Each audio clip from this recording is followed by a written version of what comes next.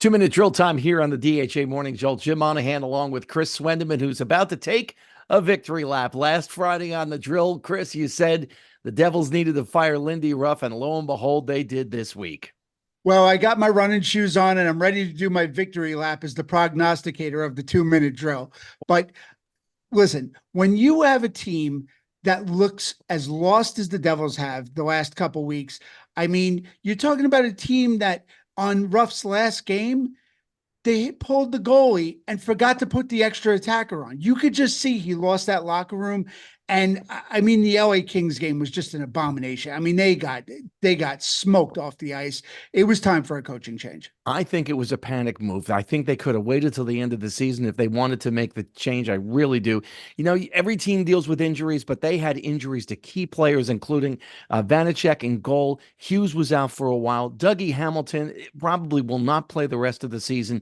Heishier was out for a while. And again, every team deals with that. But that's something that really, really affected them. And I think, we talked about last year how the Devils overachieved.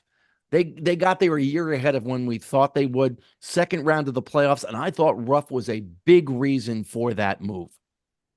Well, I'll give you a counterpoint to that. And I think Ruff should have been gone last year at this time. Wow. And here's why. They had an assistant coach at the time who was great with the players, Andrew Burnett. Fast forward a year when they don't fire Ruff because they go on the magical run. They beat the Rangers in the first round and they keep Ruff and they lose Burnett. Well, Burnett is behind the bench now of the Nashville Predators, who are playing great hockey, the best they have in a few years, and he's got them primed for a playoff spot. So you tell me who comes out on that on top? Speaking of the Rangers, if they don't go deep into the playoffs, how disappointed will you be? Because they've had a really good season.